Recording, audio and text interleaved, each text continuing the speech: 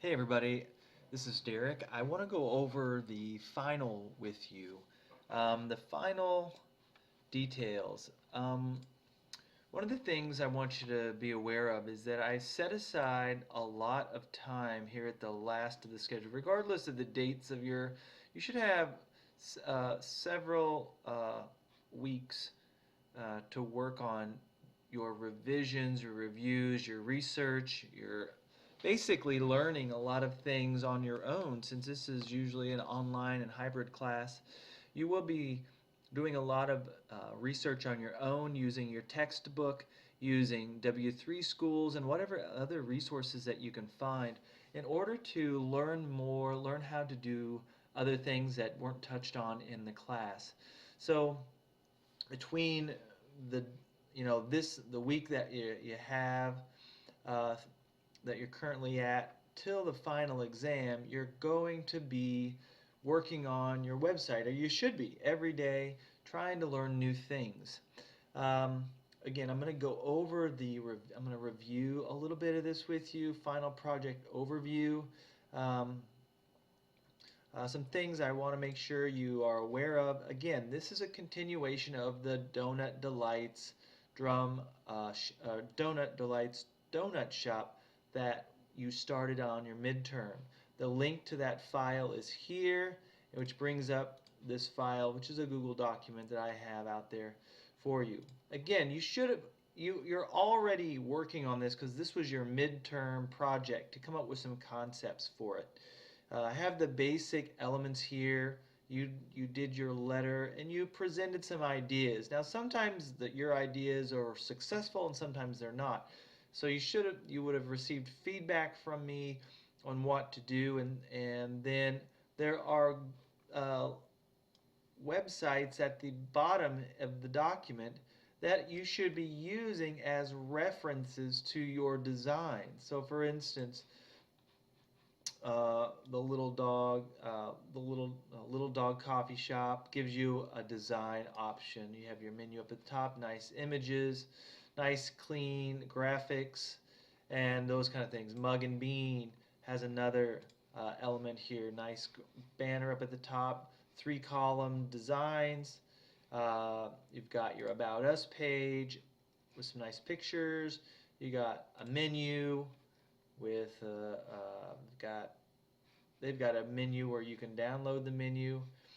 Um, we've got the Kicking Horse has a nice look. Our story, uh, uh, so nice images, media, contact, blogs, videos, galleries, uh, the cafe, stores. So this is another style. Um,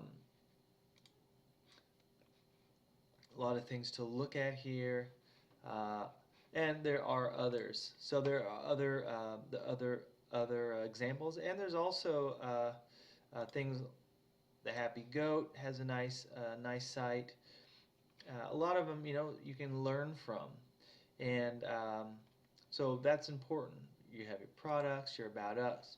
So what you're to do is to look at these sites again and use one as use something as a guide. How did they do their menu? How did they do their About Us section? How did they do their Contact Us? What did they do? Do I like that? Yes or no? Well, okay, I get it. I'll try to do that. I'll do something like that. Every one of these coffee shops is a little bit different, but they all have similar things that you need to be using and adding to your donut shop design. And that's something that should have been covered before now in your reviews. But you're going to be creating your own. Now, some of the things that I want you to be making sure you have all of them have a you're going to be using the current logo. You need to have images that are found in this zip file here. You're going to have a storefront. Now what you do with those is where the design part comes in. How you use those is something that's important. So look at those other sites and look at how they use their pictures, and then copy that and like use it as your guide. You have to have a navigation. You're going to have an About Us page. So there's different color palettes here that I've given you as examples. Here's a contact and about us. So here's a little history about the story of the restaurant. Here's some common donut types and some top sellers, which will go along with some of the images that I provided. Now here are some additional things that I want every single website to use. You've got to have some kind of social media links. Facebook, Google+, Instagram, Twitter. Now this is where I want you to be looking at how these other places have used it. So for instance, this little dog has used just little icons here. The Mug and Bean have these really nice flyouts at the side. I'm not sure how they did that, but you can look and find out how they do that. And the idea is you can look and see. These use just little ones down in the footer. And so you can look, Happy Goat uses them down here. They have their Visa and they have their Follow Us. And they've changed them a little bit to fit the design of the site. You have a YouTube channel. Now some people put in information as a YouTube. I've given you a link to a YouTube video that I'm using and an animated GIF video image that I want you to use. I'm going to show you how to embed that in just a little bit. You must have a form for getting customer information. And I want you to look at finding a way to make a simple image gallery of some sort. Some of these have very fancy image galleries that are pretty beautiful, and they provide a very nice illustration of the coffee shop. You can do this yourself. Make a gallery. I want there to be a gallery of some sort because the client really likes to have the atmosphere of his restaurant demonstrated. So some of these are fancy. Now I'm not saying you're going to come up with these, but they're not as hard as you think. You might want to look into jQuery galleries or JavaScript galleries. That's something that you can do as a special way to push yourself into new areas, things that you've never looked at before. And so, again, look at these sites. I expect you to be, and I showed some examples of websites earlier that demonstrated a lot of these things. This was something that I had sent a video out talking about these things. So make sure you have these additional things in your site. Social media, this YouTube embedded frame here that is going to go into a section, and animated GIFs. Now I'm going to show you how you pop these in. They're real easy to deal with, and something that you can use off something that I use all the time. I'm going to demonstrate that to you. Now I'm going to copy this iframe here. An iframe is a media input that you can use. This comes from YouTube. If you go to YouTube and you find a video that you like, for instance, if you found something that you liked, there's this video about space, and if you go to share, if you go here and right click, you can say get embedded code, and if you copy that, you get it in an iframe. And wherever you place that, you'll get this video. So for instance, I made a video, and that's what that link is here, the iframe. So I'm going to go to Dreamweaver here, and here's a page that I'm using for another class.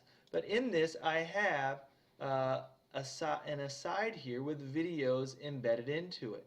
Okay, now I'm going to show you how easy it is to do this. So I'm going to go back here.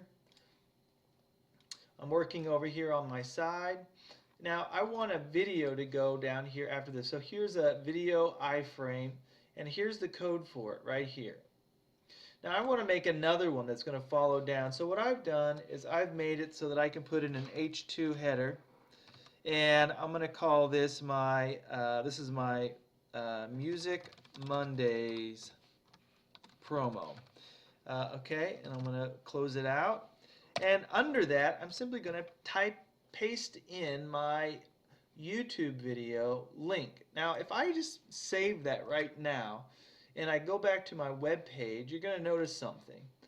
If I refresh this, I'm going to go down to this, and you notice that that page is really big. It's because it's embedding it at the size that it is described within my iframe, a 420 by 315. Well, that's too big. Now let me show you something that you can do. Now this is something that I've been doing. You'll notice that up here I have a width of 75% and a height of 75%. What I can do is I can change this to a percentage value, and what that percentage value is actually it's going to fill up the div that it's in, my aside, or my article, I guess. I have it inside an article. And it will fill up that space, but only fill up 75% of the width of that article. So I'm going to save this. I'm going to go back to my page. Notice how big it is. And if I hit refresh, notice how that it fits in this space nicely. It's only taken up 75% of this space. So when I go here, I can click this, and it's playing my animation. If I wanted to, if the client wanted to click on it, here's the animation at full size. And so here's my little promo. So here's something that you can make when you learn more about digital media. You may find it to be quite helpful to make your own ads. So this is Live Music Mondays. Okay, so here's my animation. And it fits in nicely in my area down here, wherever I put it. So that's one thing that I've added. Another thing that I'm going to add is I'm going to insert a GIF. So I'm going to go, I have a GIF that I've created. It's inside my folder. It's called my Vets Add Small, and it's an animated GIF movie. So I'm going to insert this GIF as an image. I'll use my image tag. I'm going to go and take that and say OK.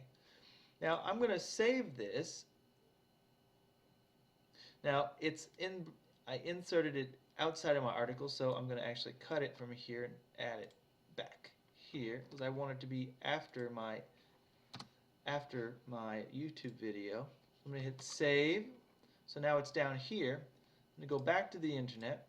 I'm going to refresh my page, and I'll notice that my animation is down here, and it's a little bit bigger than I need it to be. So it's a little bit outside of my image or of my article style. So I'm going to scale this down a little bit. So what I'm going to do is I can notice that the width is 300 by 250. So if I wanted to just drop that off a little bit, I know that the ratio of this is 300 to 250, or if I went by 50s, that would be 6 by 5. 6 by 5. But I'm going to scale this down. I'm going to use a value of 4. So 6 times 4 is 240.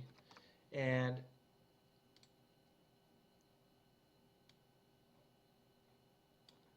6 times 4 is 240, and 5 times 4 is 200. And I'm going to just kind of rescale that to fit down here a little bit. I'm going to hit Control Save, and I'm going to refresh that. I'm going to refresh my page, and that has put my veterans ad down here into this spot down here a little bit. Now I didn't make it quite exactly the right size, but I got my GIF implanted in here, and I could scale it down a little bit, but I want to keep those ratios the same.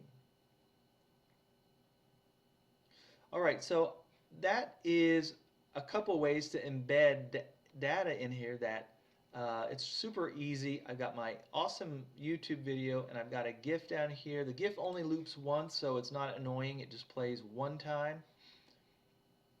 And so that works very, very well. So I've got my nice videos that you can put someplace. Art videos, commercials. You can make ads. Now I've given you the link to this, and I'm giving you this GIF, and everyone needs to use those somewhere in their video, in your animation, in your website. So those are the basic things that you need to be doing for your website. You're going to design it. You're going to put these elements in. Again, review the link to the class page here.